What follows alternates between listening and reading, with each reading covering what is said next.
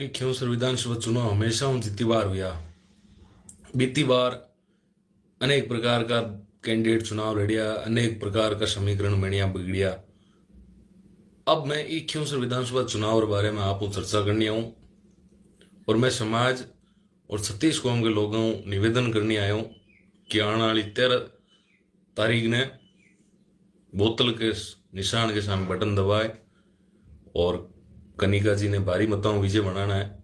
और आप सबों मैं निवेदन करनी चाहूँ मेरे राजपूत समाज को कि बहुत सारे नेता आए इस क्योंसर में, चाहे राजपूतों से जुड़े हुए हो चाहे किसी और से जुड़े हो।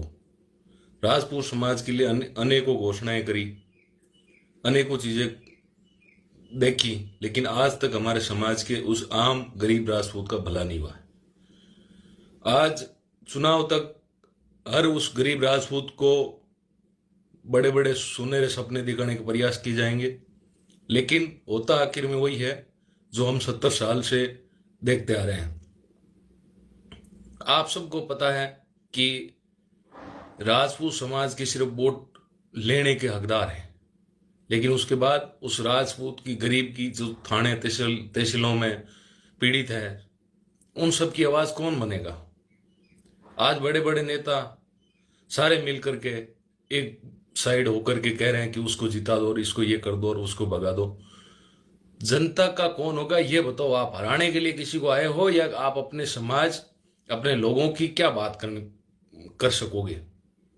हमारे समाज में आज हजारों नेता हैं, हजारों कार्यकर्ता हैं, लेकिन उस गरीब राजपूत की आज तक कोई आवाज बन पाया है क्या। आज आप सबने बताने चाहूँ कि हमारे पांचोड़ी थानों, खियोसर थानों, बाउंडा थानों, नागौर, कोतवाली, अनेक जगह चाहे कलेक्ट्री हो, हजारों राजपूत दर दर की ठोकर खावे।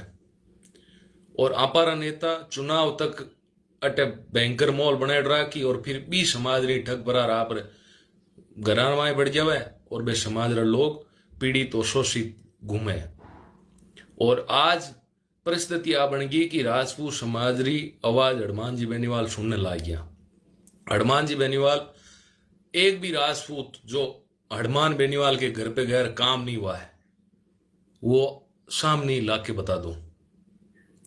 और मैं हनुमान जी बेनीवाल को धन्यवाद दूंगा कि आपने हमारे राजपूत छात्रावास में हमारे समाज के मौजूद लोगों के कहने पर पे एक शिक्षा के क्षेत्र में आपने हमारे समाज का योगदान जो किया है वो सराहनीय है। और जब राव सूरजमल जी की छतरी के बारे में बात चली, सरकार मान नहीं रही थी, तब मैंने एमपी साहब से फोन पर बात करी। जब मैं जयपुर था, हमारे राजपूत समाज के बड़े लोगों ने मुझे कहा कि भाई हनुमान जी बेनीवाल को इस मामले पर बोलना चाहिए। और हनुमान जी से हमने निवेदन किया, उन्होंने तुरंत भाजपा सरकार के सांसद ओम बिड़ला जी को फोन करके और उनको तुरंत राजपूत समाज की बात सुनने का आग्रह किया, जो मानी गई और राजपूत समाज के साथ सफल वार्ता भी हुई। आज परिस्थिति यह है कि हमारे खियोसर में ऐसे अनेक गांव हैं जहां आम राजपूत शिक्षा से वंचित है। शिक्षा से वंचित इसलिए है कि हमारे नेता हमारे वोट लेकर के हमारे समाज को ठगते घूमते हैं। आज हमारे समाज की पीड़ा यह है कि हमारे समाज के सामने ऐसे कैंडिडेट को लाया गया जो अशिक्षित है, 8वीं फेल है।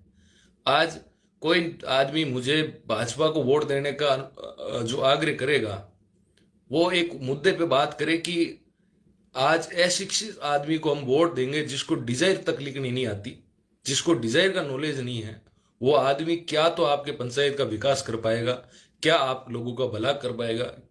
जिस आदमी को बिजली विभाग से संबंधित कोई काम हो तो लाइनमैन का नाम याद आता हो तो उस आदमी से क्या काम होगा, जबकि जो एमएलए लेवल का आदमी होता है उसको फोन सीधा ऐसी एक्शन को करना होता है। लेकिन वो लाइनमैन के नंबर ढूंढते हैं और लाइनमैन को फोन करने का प्रयास करते हैं। लाइनमैन कोई गांव का सरपंच या जनप्रतिनिधि भी लाइनमैन से काम करवा लेता है, कोई बड़ी बात नहीं है। आज हमारे क्षेत्र में स्कूली शिक्षा व्यवस्था बिगड़ी हुई है। आज हमारे क्षेत्र में रोडें नहीं बनी है, जहाँ जहाँ राजपूत गांव हैं वहाँ विकास नाम का कोई चीज़ हुआ नहीं है। और मैं चाहता हूँ कि इस बार हनुमान बेनीवाल की पार्टी राष्ट्रीय लोकतांत्रिक पार्टी को आप सब मजबूती से उनको वोट कर अच्छे मार्जिन से जिताएं, और आप सबके काम होंगे और निश्चित रूप से होंगे। इसलिए मैं आप सबसे निवेदन करता हूं कि समाज किसी से बंधा हुआ नहीं है, समाज किसी का बंधा हुआ मजदूर नहीं है। और आप सब भी एक बार स्वयं विवेक से ये निर्णय जरूर लेना कि जो आदमी हमारा हमारी बात सुन सके या हमारे साथ चल सके, ऐसे नेता को चुनना कि आपका भी भला हो। कल किसी के साथ भी कोई घटना हो जाती है